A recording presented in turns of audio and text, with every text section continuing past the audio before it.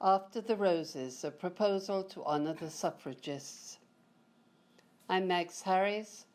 I'm a sculptor, teach at the School of the Museum of Fine Arts. I'm Heder. I was trained as an architect and urban designer. I've been working as a public artist for the last 30 years. And we have worked collaboratively with community members, engineers, landscape architects, and other artists, and many of our projects have won national awards, and mainly due to the fact that we really care about collaboration. Many more things we have on our website, which you might want to see in your time, which is harriesheder.com.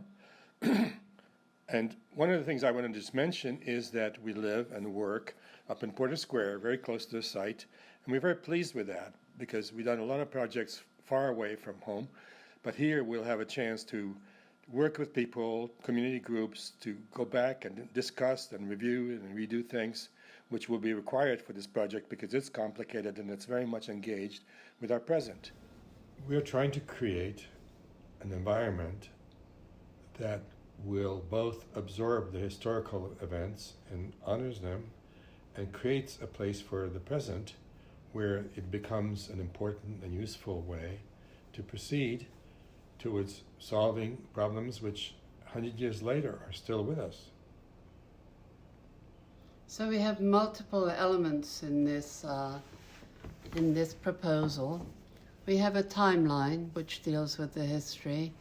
We have the figures, the 12 figures that we are anticipating to do, the gathering space and the speaker's platform. And finally, it's all framed in the rose garden and gateway. Then how does that make it a useful facility for current day and future ways of solving our problems? Because we're trying to create a space that people can use their voice to make change. So our past projects to show you our sensibility.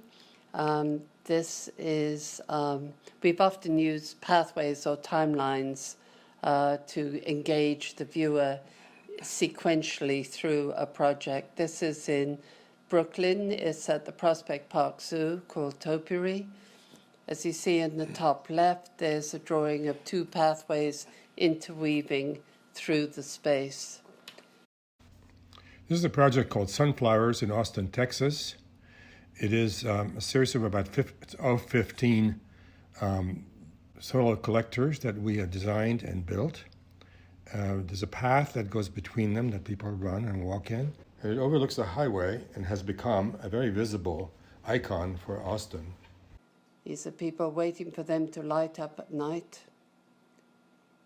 A project in Florida where they blast the land and raise it higher to, I guess, as an environmental issue in terms of flooding, but we were then given the opportunity to shape the land.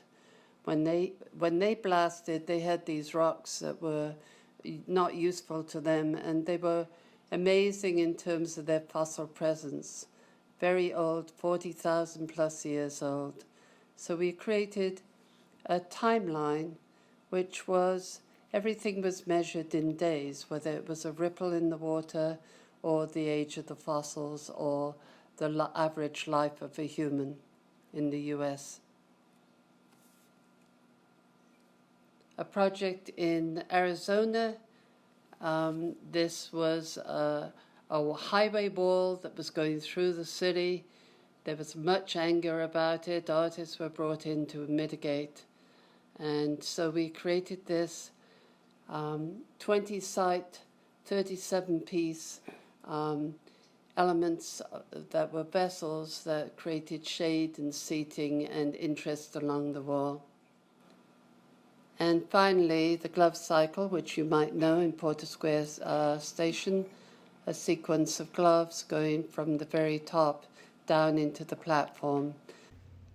Specifically, I was aware that this would be a daily routine, and so having multiple elements that created a narrative on your journey down to the platform was important.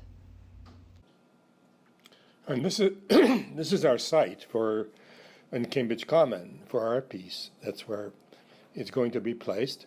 As you can see, there's some monuments in there. There's some nice, pleasant, open space, landscape, greenery. And we're going to try to preserve and enhance that site as we go. This is a pathway alongside the site as well. It carries quite a bit of walking traffic into Harvard Square. That will be our timeline, you'll see in the next drawings. And there'll be a space over to the right where you can gather, people will be the gathering space. Here's the plan for what we propose to do. And again, up along the left edge is the plan, the walkway you were just looking at. And to the right of it, as you walk up, is the gathering space, which will be lined alongside. It'll be a timeline on that path, and there'll be the figures that we'll describe later. And along that, and then also into the gathering space, you can see where there'll be a speaker's platform, and the figures, and the rose garden at the end, which is kind of the boundary. You can walk out through that into what at that time was the future. Now it's the last 100 years and ongoing. And so the rose garden is that yellow thing you see there, and the actually one monument of Civil War is to the right. But that's the space we're going to take, and it's going to be a very sort of much used and variously used space. This is a detail of the timeline going along the main path, which has both the major events like the Seneca Falls Convention and others, and then along the right-hand side of the picture, there's a 2-foot strip that shows you smaller events that we'll define later, working with the community groups and so on, about what is important to the Cambridge constituency and what can be inserted there. Here we have a rendering of the path looking northwards, and you can see on the left there are figures in the landscape. The figures are 9 feet tall, made out of stainless steel rod and glass that is fused with the image of each suffragist. As you see from the scale of the silhouette, a person experiencing those heads would be looking up at the light, and that would be continually changing. So with the help of Sarah Burks and the Schlesinger Library, we have researched a lot of these women and came up with 12. 7 of them are local, 4 of them are African American. We made this selection carefully and thought about it, but we are open still to discussing it and having other input and be considering some of the selections. So this is a sample of the glass portraits shown at quarter scale. It's important to us to test some of our ideas. This is an image of Lucy Burns that will be enameled onto safety glass, and it's very archival, and it's actually fired into the glass. It's glass on glass. So as you move around these figures, you see this one's on a 1/2-inch plate safety glass, but the real thing will be 2 inches. And so when you come to the back of it, you have an image of Lucy Burns again. Oh, the sun has just come out, which has changed it a little bit, but still very beautiful. Walking among the figures into the gathering space is where we are celebrating the ratification of the 19th Amendment with the speaker platform and the rose garden and the gateway to the outside.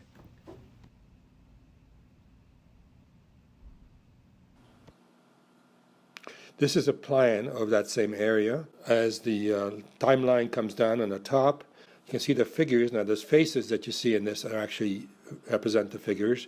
And the gate, the Rose Garden gate, that goes out to the future at that point. The speaker platform is directed out into the gathering space. Speaker's platform is really important because people's voice was really something they had to fight for. They had to fight for the permission to speak in public. And often they had to carry a soapbox so they could stand on the soapbox to be seen in the crowd. When you go up the stairway of the speaker platform, you will be at the height of the suffragists. And besides it is a wheelchair accessible megaphone so that it is accessible to all. The thing that makes this particularly timely is that all those issues that motivated the suffragists over 100 years ago are still here. We still have problems with getting the vote. We still have problems with our democratic institutions. So we have to make this an ongoing, lively place, and we are very, very aware of that, particularly at this time when all that's happening in a very intensive way. So why the roses? Well, the roses were worn as a symbol of support of the 19th Amendment. There was a great story of a senator from Tennessee who actually wore a red rose in opposition, and after a call from his mother, he was encouraged to support it. So he was the single deciding vote that ratified the 19th Amendment.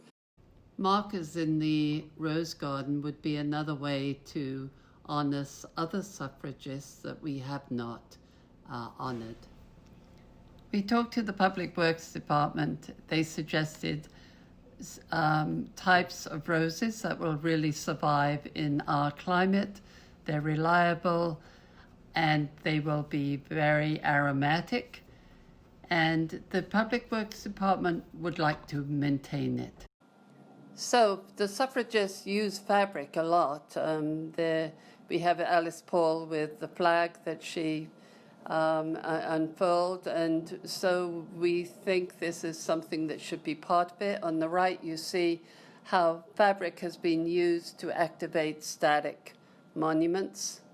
Annual events would be fabulous to have at this place, so we would like on anniversaries for people to actually put purple, yellow, white ribbons on these armatures so they could blow in the wind. We hope the speaker's platform, well, it will be functional and could be used to reenact important speeches and facilitate new ones. We talked with Deborah Lake-Fortson, who's a Cambridge playwright, who is doing a play on the suffragists, and she would like to collaborate. So this is a site that teachers and class field trips can go to and learn about this history. This open space can be used for performance, protests, actions, and various gatherings. And then the roses will attract people into this site and their beautiful smell. Now, the people we work with, already we have some of them on board. Structural engineer Alan Vidukovic will help us design the figures.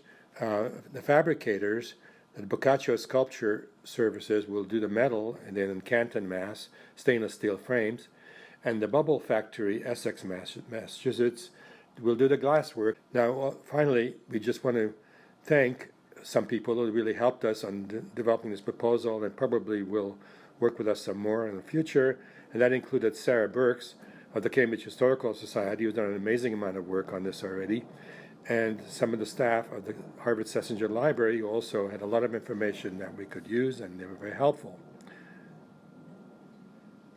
So we ending with this image from June 2020 of the Black Lives Matter protests at Cambridge Common. This site has historically been one of using your voice and creating change, and we are building into that that memory or that space. So we want to thank you for participating in this process, and we would very much love to do this project. Thank you very much. It's all right to speak to you in this rather impersonal way, but we're looking forward to the possibility of actually working with you, person to person, at some point. And thank you.